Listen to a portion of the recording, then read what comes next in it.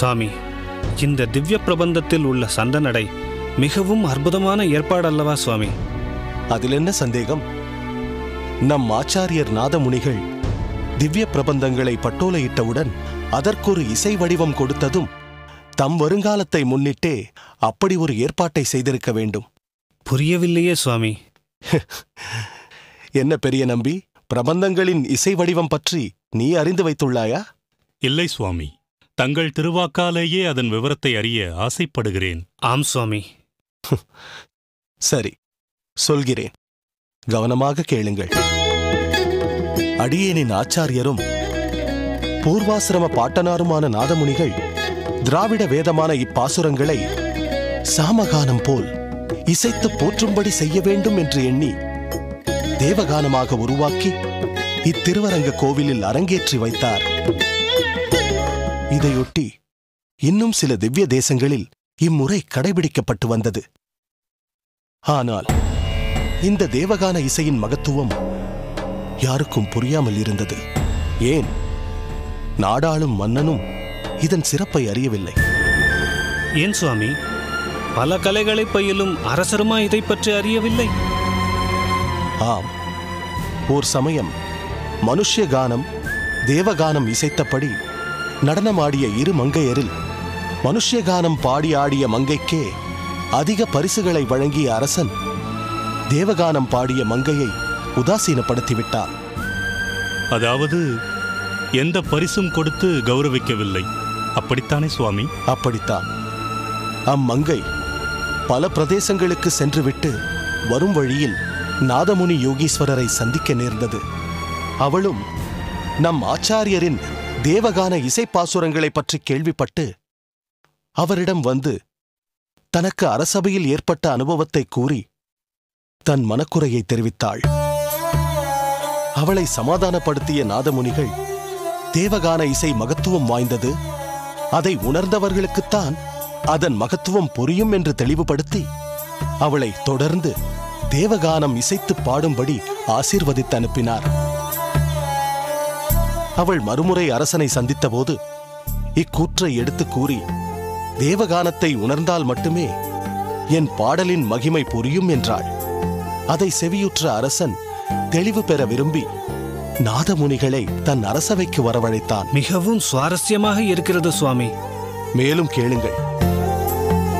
தேவகானம் சிறந்தது என்று நிரூபிக்க ஒரு உலோக பாத்திரத்தை ஒரு கல்தூண் மேல் வைக்கச் சொன்னார். பின் தேவகானம் இசைக்கச் செய்தார். சிறிது நேரம் கடந்த பின் அப்பாத்திரத்தை எடுக்கச் சொல்ல அக்கல்தூண் உருகி அந்த உலோக பாத்திரம் அதில் ஒட்டிக்கொண்டு விட்டது. பின் மறுமுறை தேவகானத்தையே இசைத்து கல்லுருகும் வேளையில் அப்பாத்திரத்தை அகற்றி காட்டினார். அந்த அரசன் இக்காட்சியினை கண்டு வியப்புற்று தேவகானத்தை அங்கீகாரம் செய்து அம்மங்கைக்கு பல வெகுமதிகளை செய்து அனுப்பினான். ஆஹா, என்னே தேவகானத்தின் சிறப்பு! கல்லும் உருகும் இசையை தேவகானமாக நம் ஆச்சாரியர் நாதமுனிகள் அமைத்ததன் காரணம் இப்பொழுதுதான் புலப்பட்டது சுவாமி.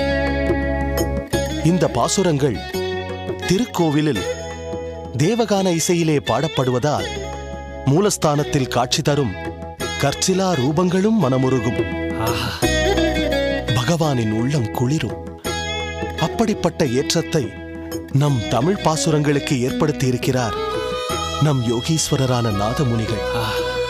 சுவாமி, அடியேனுக்கு மெய் சிலிர்த்து விட்டது சுவாமி. அடியேனுக்கும் அதே நிலைதான் சுவாமி. அடியேனுக்கு மேலும் ஒரு விண்ணப்பம்.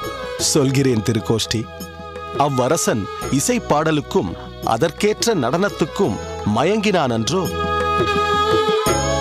நம் திருவரங்கம் என்பதற்கு சபை என்றும் பொருள் உண்டே. நம் பெரிய பெருமாளே அதன் ராஜாவாக அரங்கநாதனாக வீற்றிருக்க தேவகான இசையுடன் நாட்டியம் ஏன் நடப்பதில்லை என்பதை தானே கேட்க விரும்புகிறாய். இவனை என் சிஷ்யனாக நான் ஏற்றுக்கொள்கிறேன்.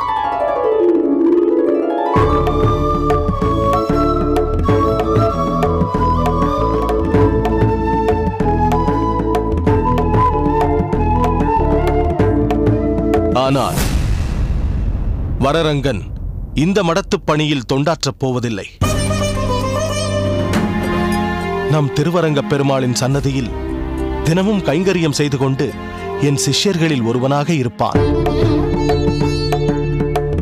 உங்கள் அனைவருக்கும் இப்போது திருப்திதானே? ஆசீர்வதியுங்கள் சுவாமி.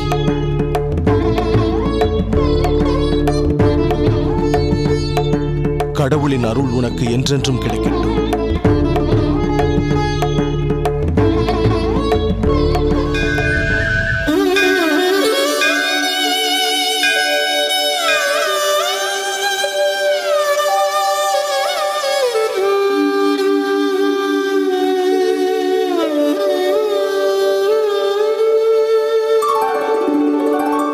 கெடும் இடராயவெல்லாம் கேசவாவென்ன நாளும் கொடுவினை செய்யும் கூற்றின் தமர்களும் குறுக்கில்லா விடமுடை அரவில் பள்ளி விரும்பினார் சுரும்பலற்றும் தடமுடை வயல் அனந்த புறநகர் புகுதும் நின்றே.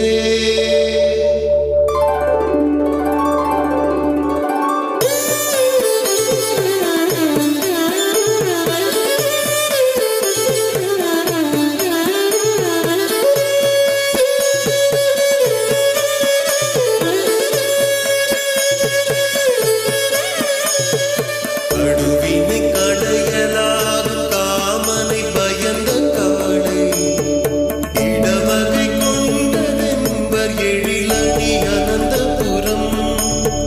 கடுவினை கடையலாகும் காமனை பயந்த காளை இடவகை கொண்டதென்பர் எழிலணி அனந்தபுரம்.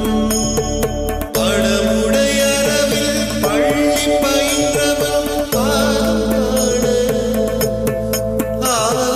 படமுடை அரவில் பள்ளி பயின்றவன் பாதம் காண நடனினோ நமர்கள் உள்ளி நாமும் அக்கரிய சொன்னோ. நடனினோ நமர்கள் உள்ளி நாமும் அக்கரிய சொன்னோ. ஆஹா, அற்புதம் வரரங்கரே, அற்புதம்!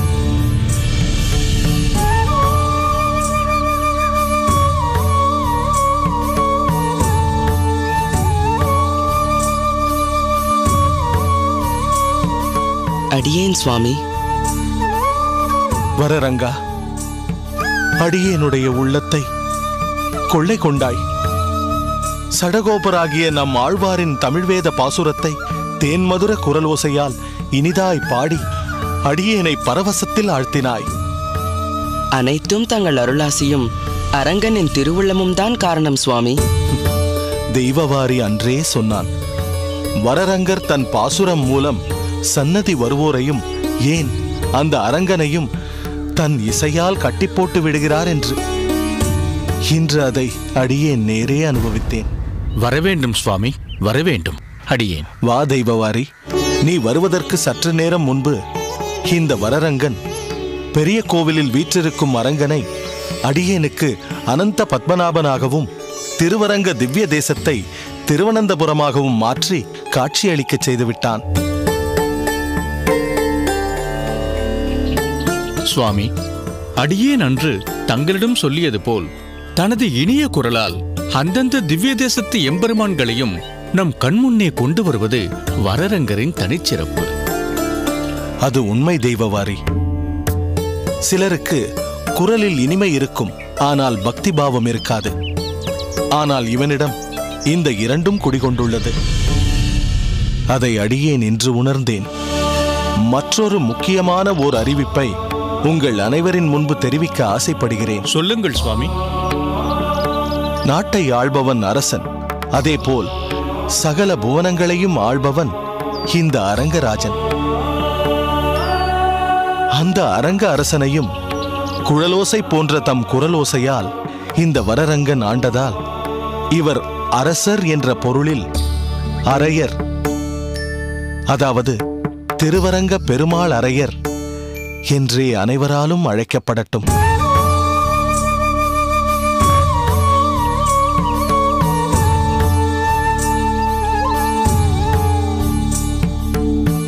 திருவரங்க அரையரே, வாழ்க உமது தொண்டு. நன்றி சுவாமி. ஆஹா, மிக பொருத்தமான பட்டப்பெயரை வரரங்கருக்கு சூட்டினீர்கள் சுவாமி. சந்தோஷமான இந்த நிகழ்வோடு அரங்கனை தரிசிக்க புறப்படலாமா சுவாமி? தாராளமாக. அடியேன்.